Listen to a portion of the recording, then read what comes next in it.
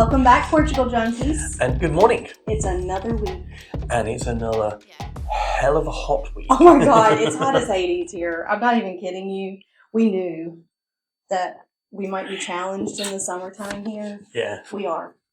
But here's the thing I have noticed, even so I get my nails done with my friend Claudia, who is Portuguese. And she grew up near Lisbon and then moved to Tavira. Mm. She assured me that this is not normal. I've seen it written in many, many places that this is unusual. What I'm scared of those is the new normal. Well, I mean, yeah, but... So there's this one village in Portugal named Moura. Mm-hmm. It's near Évora. Yep. Kind of in the middle of the middle, right? Country, basically. Yeah, I suppose it is actually. Yeah, middle of the middle.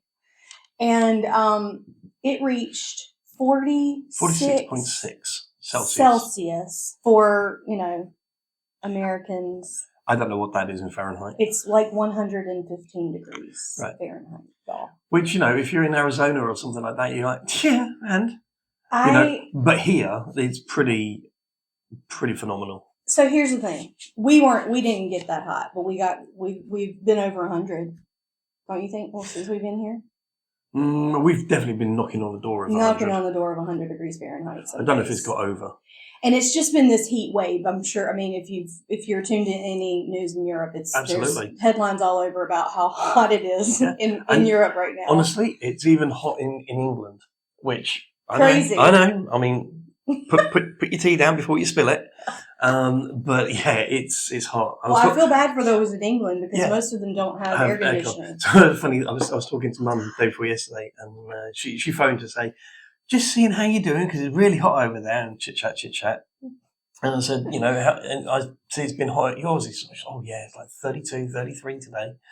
I was like, have you gone out? She's like, hell no. Yeah. Well, I'm not going out. It really leads us to so we were going to do a Q&A today. Yes, today's Q&A.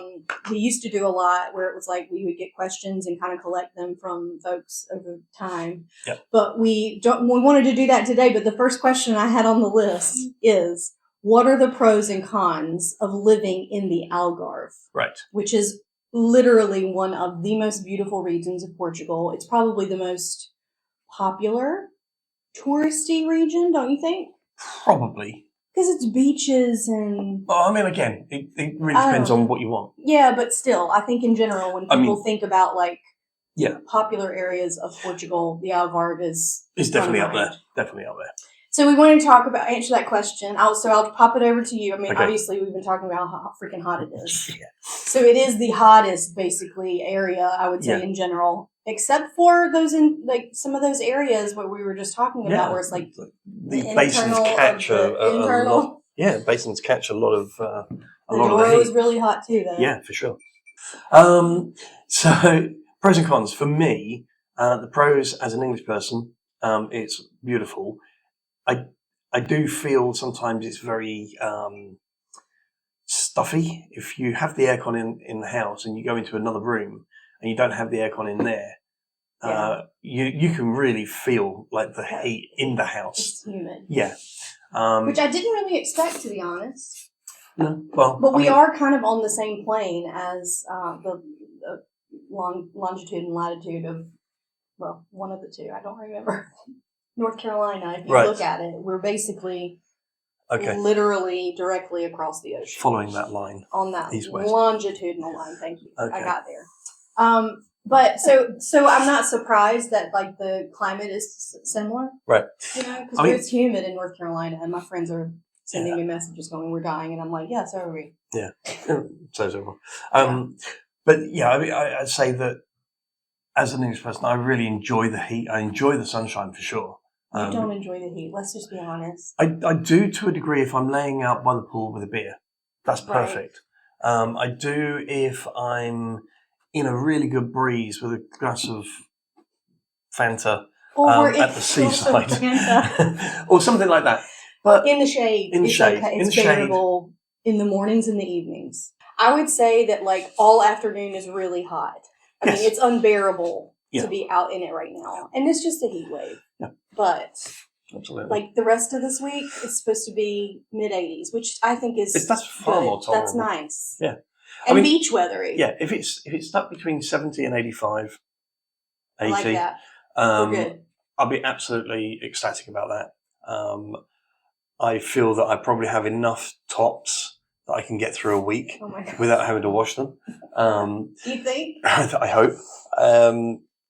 But yeah, so that's probably one of the big cons. One of the biggest. It's a con or a pro? Well, it depends on which part of the. Yeah, I mean, it's a bit of both. But one of the things I really love about the Algarve is in this time of year is going out and eating fish. Yes, and we don't. And here's the thing. We don't do it enough. Here's the other con about it. Well, in relation to the heat, we've literally felt like we needed to be inside. Yeah. Like it's kind of stopped us from being out and about as much as we usually are because it's so freaking hot. Yeah. But I do love that too. Like the food and the seafood here in the Algarve is amazing. Yeah. I would also say that one of the cons for me is, and we've talked about this on the pod before, in comparison to a place like Porto where we lived, the Portuguese culture, you have to really go search for it, if that makes any sense. As an immigrant, you could go, weeks without someone speaking Portuguese to you, right? Sure. It is so immigrant heavy here, and honestly, English speaking immigrant heavy, that it feels like its own little thing here. And sometimes it makes me sad. Mm-hmm. Yeah. It makes life very easy. Yeah, but it doesn't. But it doesn't fill your spirit and your life with the true Portuguese nature, culture, day in and day out, that we felt in Porto. Right. And I'm not saying that you can't go seek it out, because you absolutely can. But it's on you more to do that. Sure. But I will say this as well, and it kind of lines up with that. We were at the breakfast place on Saturday, and there were 3 ladies in the corner, all talking in English, primarily in English. But one was French, one was Swedish, and I think the other might have been Swedish as well. But 2 of them could speak. One of them could speak French along with the other French lady. The other Swedish person only spoke English and Swedish. And it was just incredible to see this dynamic of how languages work down here. Because I don't know that I experienced that up in Porto. Right. And it's not for the first time, but it was just so noticeable. Because, I mean, this little coffee shop has only opened recently, and absolutely fantastic. But when you're sat in there, you're in close-ish proximity to other people, and you can't help but overhear. I was noselling. Noselling. Where are you from? And you can kind of figure out the language. I think of that so positively. That's a positive I would put that in a pro category, for sure, because we've met so many people from so many different places. Yep. And I love that, because I don't know a lot about these places, especially if I haven't been to them. And so it's just, I like that part of it. But the flip side is that I feel like it's almost resorty. You know what I mean? Yeah. Like it's this area of Portugal that it's touristy, cultural. Yeah. Not necessarily traditionally Portugal. Right. I think if you want to get traditionally Portugal. I think if you want to get traditionally Portugal, then you've got to go a little bit more inland and away from the coast and away from the big towns. Yeah. Go into some of the smaller villages, and even some of the small villages that we drive through on the way from here to Faro or whatever. You've got the small cafes, and you've got the old boys sitting outside with a bottle of Sagres or whatever it is. You have to be willing to go let's go to the little cafe in the more residential area of Tavira, for instance, than the cafe that's on the river that's catering to tourists, right? Absolutely. But once you choose that, you are immersed more in what I was just talking about. Language, culture, people of this area, all of that stuff. So I will also say that when you do that, I, for sure, really feel I tend to slow down. Yeah. Because I sit there you're forced to. You kind of sat there and you're just taking in people watching. Mm-hmm. That's fantastic. I love that. Yeah. So we need to do it more often. Because I get my nails done in the more residential area of Tavira. And every time I'm there, I'm like, we should just like spend the day just pottering around. Yes. Yep. And we haven't done that in a while. So I mean, overall, I would say I'm extremely happy here. Yes, there are some things that aren't quite as Portuguese as I want them. But that's not to say I can't find them if I put myself out. I have to be willing to do that. And on the flip side of that, that makes the Algarve a really easy place to live. Yeah, absolutely. I think that's possibly why a lot of people do, because, you're moving abroad or you're moving to a different country. It is, different language, all the rest of it. It can be very trying. Yeah, all the bureaucracy that you've got to go through and all the rest of it. So, yeah, I can see why a lot of people would choose to land here as a first destination. And it may be a once and done destination. Who knows? Yeah. Depends on what people want. It's kind of hard to leave there, to be honest, because we didn't. I mean, we were in Porto and we knew that it wasn't out forever. It wasn't out. We loved it there, but it wasn't our forever, and we knew that pretty quickly. Yeah. But you get to the Algarve and you're like, oh my God, we're really spoiled now with all the nature and all the beauty and all of the, just beaches, all of that. It's really lovely. Absolutely. But you were talking about how you can drive yourself, within a couple of miles into these more traditional areas of just this region. Small little village. That's another question that we got, which was about the car. Oh, so yes. Basically asking, do you still feel the same way about not having a car, a year and a half later? So, I am still very much in my heart not wanting a car. However, in the future, in order to do some of the other things that we've spoken about wanting to do, it becomes a much more simplistic approach to life, and get up in the morning and think, I'll tell you what, let's go and do that day trip up in the mountains. Yeah. Which, if you didn't have a car, number one, you probably couldn't do because trains or buses won't go to the villages, whatever that you want to go to. If you want to get an Uber, sure, maybe if it's only 20 miles away, 25 miles away, but then you've got to get an Uber back. Can you be sure of that if it's a small town or a small village, I should say? And so there are all of these little things that when we first landed in Porto, we absolutely didn't need one for obvious reasons. I would never have a car in Porto. When we first came down here, there was still so much to explore on foot, by train, and there still is. But I think sometimes the flexibility and the simpleness, simpleness, is that a word? Simplicity. And the simplicity of having a car just parked out the front door, even if it's an old banger, doesn't matter. It may be that that's starting to creep up on a bit, and I'm not against that, but I don't want it to. I want it to be. If we end up getting one, I want to get a car for the reason of being able to further the adventure, further the culture, further the language. Put yourself in a place that doesn't really speak any English because it's this old town. Right. And you've got to know what you're doing. It's hard to see all that we want to see in Portugal. Right. Even though their public transportation is really good, I feel like it's good to a certain point. Bigger places. Yeah. Right. And, we haven't explored Alentejo much at all yet. And it's a huge region, and honestly, there's not I very love their wines. And there's not very big hubs. No, of cities and trains along the way, train stops along the way. Yep. So I agree with you. I have been more open to it as of late for some reason. And I have been challenging myself to be like, really, why does it, why are you feeling that way again? Yeah. Whereas for the past year and a half, we really haven't felt the need. No. But I do feel like it's the spontaneity. We don't get to be spontaneous. Absolutely. We have to plan ahead with those things. And that kind of annoys me. Yeah.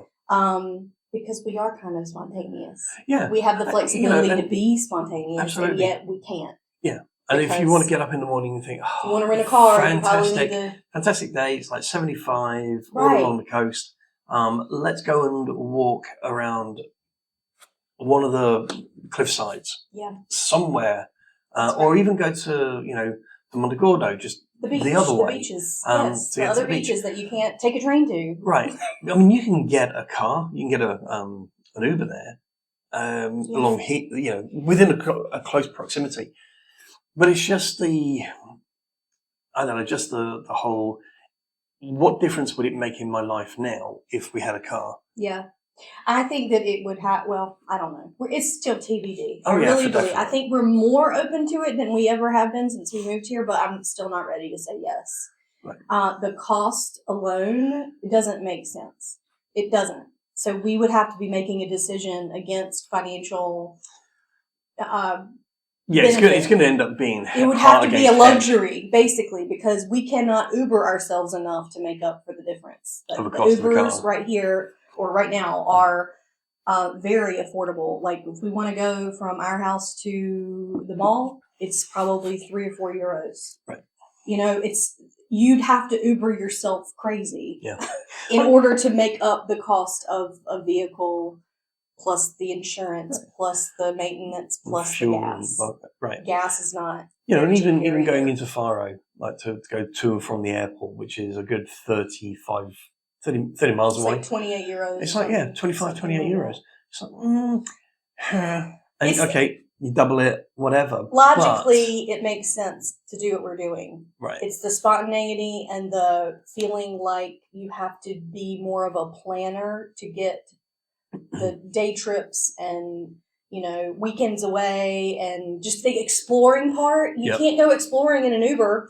No, well, you can. You can, but you see what I mean? Like those things I miss. I miss getting in the car with my husband and my dog and just going looking around, tootling. Yeah. Oh, I didn't know that was there. I didn't know this was there. So, and I think also, I'll say this: if one had a car, then if we wanted to do a day trip somewhere, we can throw the dog in the car, bottles of water, whatever, and we know that we're going to be okay and good for her. Without the car, it makes it very difficult to take her, because if we're going out for a longer-ish day, we're in and she starts like puffing out. And most rentals don't really want you to have a dog in the car. No. Some have very overt very clear rules very, about it. It's like no smoking, no dogs. Most of the time, it's like, you're not supposed to have your dog in here, even though she's not very messy. But anyway, that's how we feel about the Carsage right now. So you're watching us morph in real time. Yeah. But I think that's because we said we'd never do this, but here we are. Right. And we may not. No, we may not. But I literally would take, if I was so good at a manual transmission. I know where this is going. I would buy the biggest beater old Renault.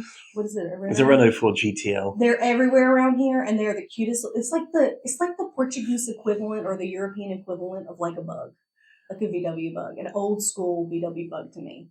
It is that feeling for me. Right. When I used to see an old VW bug at home, I'd be like, oh my God, these like the old beaters, right? Here, they have those Renaults, and I'm like, they're so freaking cute.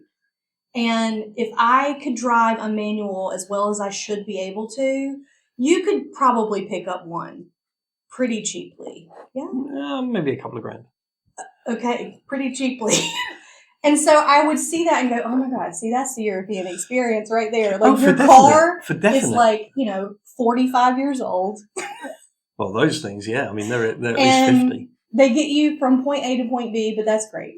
And then again, I'm like, that's not smart. And even if you can drive a manual, it would be really interesting to watch to drive these, because some of them have got double clutch. Yeah, I don't even know what that means. So that's not an option. It's just a dream. Yeah. My dear, sweet listeners, I say this with all the love in my heart. If you haven't traveled in beautiful Portugal yet, what are you waiting for? You are missing out big time. Iconic beaches, delicious wine, centuries of history, and honestly, some of the most beautiful people that you will ever meet. Why do you think we moved here?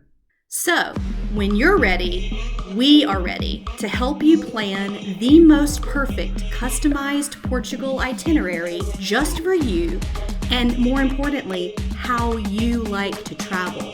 Family trip with the kiddos, lazy girl travel, history buffs, foodies, combinations of all of those, we got you. After exploring Portugal since 2022 and then immigrating here, we're really excited to build travel plans for you that help you see this gorgeous, special place by understanding the way that you like to travel. Book a free call with us right now on our Stan store at stan.store/Portugal Junkies, and we'll talk through your ideal trip and start planning your customized Portugal itinerary. You'll even get your final itinerary on an app to use during your trip for easy access right on your phone while you're here. Remember, adventure is a verb, y'all. We're excited to help you plan yours. Okay, what's the next question? Let's park that over there. Let's park this because we have literally. I did that good. Don't do a mic drop. I didn't. So, next question. What have you adjusted to living without? So basically, what are things that were big? What are things that were a big deal when we moved or felt like a big deal and are just not a big deal anymore? Okay. Creamer. For you. That's true. You haven't heard me complain about coffee creamer in a long time. No, in a long time. I just have cream. What have I missed? I don't know.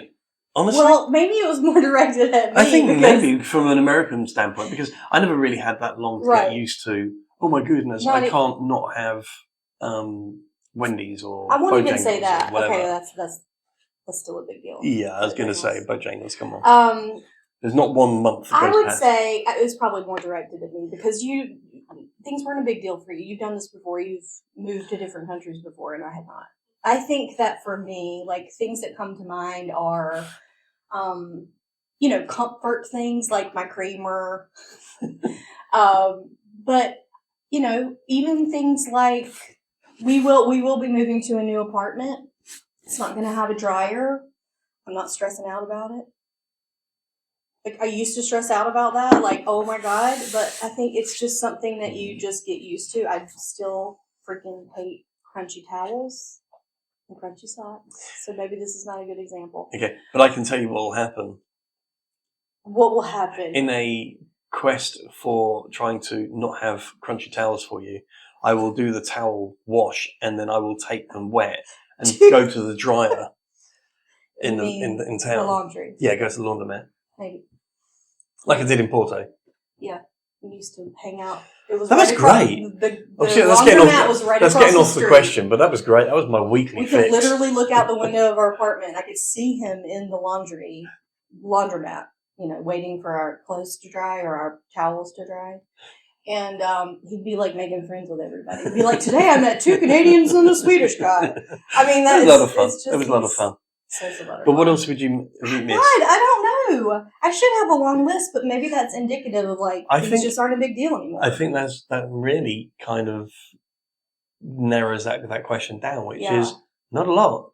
Because even if you think you miss something that's a specific food or a specific clothing or whatever, it's not a big deal anymore. It really isn't a big deal because you've evolved into what is it here?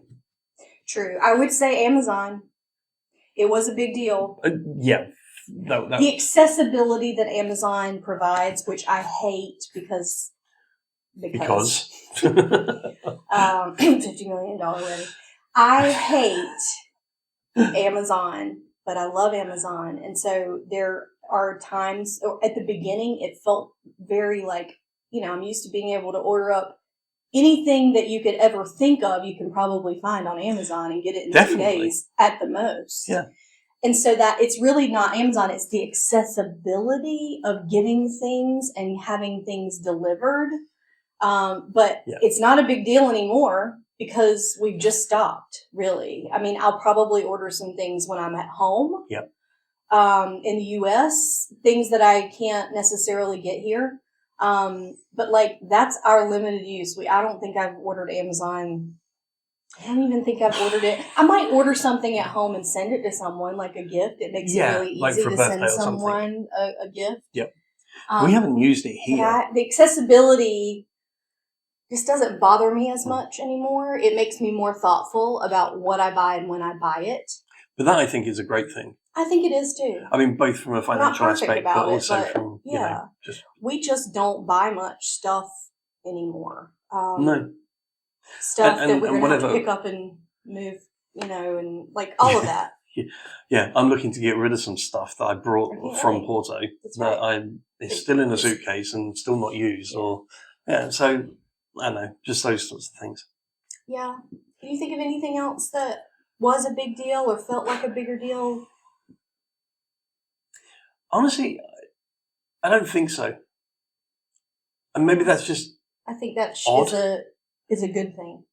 I think it's a good thing that things are just not. If we're having trouble coming up with the answers, that means things are not a big deal. I mean, I'm sure that it's different for different people, but I was never tied to one thing in particular that, oh my God, I've always got to have this, be it a product or a service or a whatever, that I now miss. I'm not that kind of person. I'm not that kind of person that, oh, well, I'll just either make do without, or I'll find whatever makes it work. Yeah. So that's the answer to that one. I feel like that's a good thing. I think honestly, the answer to it is you just need to get out of your own way. You do. And the other big takeaway of this is when you move, or if you're worried about these things, okay, fine. You can be worried, but after the first couple months, you're going to adjust. Yeah. Your ability to adjust is amazing. And also, once you get here, you will start to see that life just becomes about different things. Yeah, what becomes important then? Yeah, that's how I feel about that whole kind of question. Yeah. Is that it just makes you go, it's not a big deal. Yeah. Again, I think it's just one of those things where, oh my goodness, I'm going to a new country. I'm not going to have access to anything I ever love. Right. Maybe the case, but you'll find something else that gets in its place. I wouldn't worry about it too much, if I'm honest. The two things that I'm never going to get over is not having Bojangles and not having truck hot sauce to order anywhere in this country. Yeah, but you're taking a second suitcase to the States with you soon, aren't you? So. Oh, we got a question about Charlotte. How is Charlotte doing? Yep. Which is really cute. And what's her care? What's her veterinary care like there? Which I think is a marvelous question. It is. How's Charlotte doing? I'll take the practical. Her veterinary is superb. Superb. We've gone to since we've been here, and even when we were in Porto, we only had the one vet up there and the one vet down here. And throughout any and all of her visits, they have spoken perfect English, number one, and given fantastic advice. Yeah. Access to her medications is really simple. It's no issue whatsoever. We took her recently because she's been biting at her paws and things, which she never used to do. Well, she used to do a little bit, and she used to dig in her ear.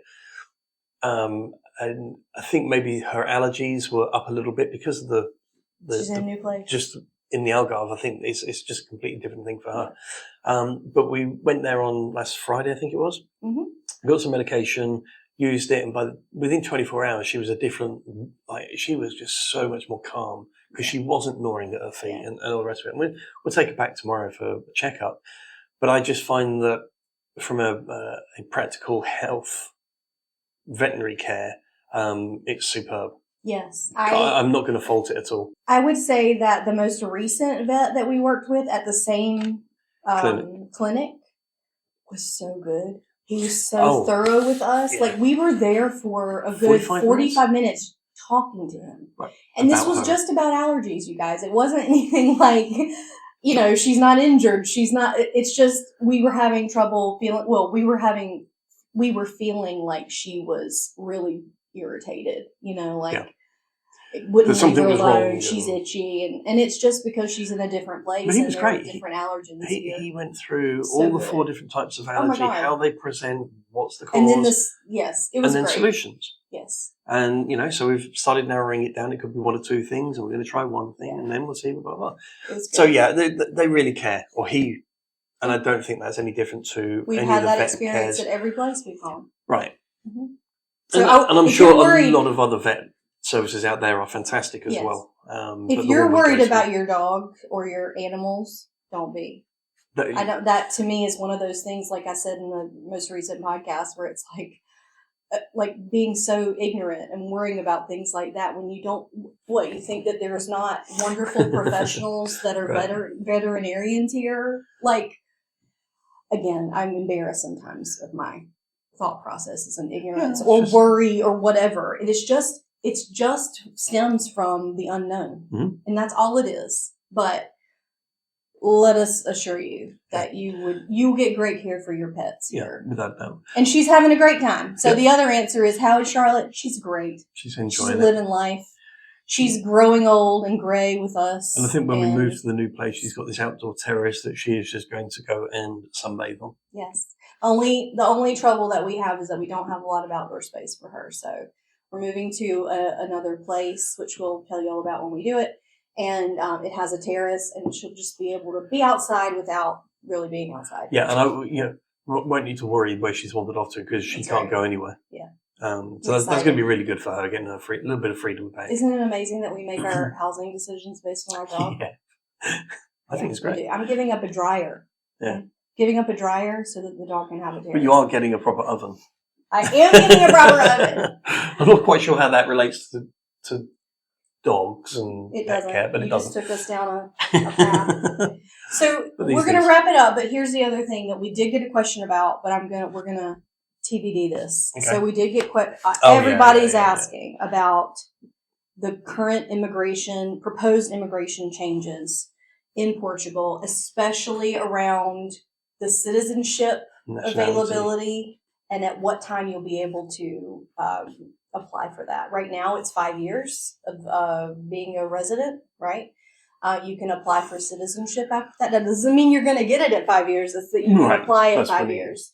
They are proposing that they extend that to 7 and 10 years. So I'm not going to go into that yet because we don't have the final understanding of. They haven't made a final decision. These are all proposals. These are all proposals. And 2, we are bringing you a podcast soon. I want to say in the next week or 2 with our immigration attorney, João Pinto. Yep. He is going to join us. We're going to ask him specifically about this stuff. So again, we're not the experts on it. He is. So we want you to have that resource upcoming. So stay tuned for that. But in the meantime, you can go on our Stand store, and if you want to have a free consultation with him, it's on there. Yep. You just download or basically click on the calendar there. I don't think it's the calendar, but I think there's something to click there, and you can also get 20% off with him. We love him, and we're excited to have him on the podcast. Absolutely. We've had him on once before, and we're excited to welcome him back. Absolutely. So, it's really important that, wherever you get your information from, make sure it's accurate. Correct. There are so many postings on different Facebook forums where people are either going through the process or are in the same situation that we're in and are like, oh my God, I'm leaving, I'm never coming back, blah, blah, blah. And there are some, pseudo advisors out there saying, this is what's going to happen and this is what's going to do. What's going to happen. Nobody. It's not official. The government don't even bloody well know what's going to happen yet. So, again, you can read, you can do whatever you... Take it with a grain of salt. Whatever you want to do. But just be be very aware of where you get that information and how you fact check it. Yes. Which is why we're not doing that. Which is why we're not doing that, and why we're going to bring you an expert in that. Absolutely. Realm, very soon. The other thing is, inspired by our 2 prior podcasts where I asked Mark questions and he asked me questions, I actually wrote a blog and created a downloadable free PDF resource for you guys. If you're interested, if you're thinking about moving abroad anywhere, it's the top 10 questions that you should ask your partner before you move. And it's out there, and it's on our Stand store as well. It's a free download. You just have to click it and give me your email, and it will automatically send it to you. Yeah. We got a lot of great feedback from that blog, and I think that it's important to have these kinds of conversations in order to make sure that you're opportunity for success when you move abroad with your partner is as high as it possibly can be. It's important. It's a huge change. So making sure that you're on the same page before you do that is key. And so hopefully that will help you guys, help guide you. Yep. So enjoy. Absolutely. And I will just say one last thing very, very quickly, and that is congratulations to you on getting featured. Oh, God. You wrote a blog.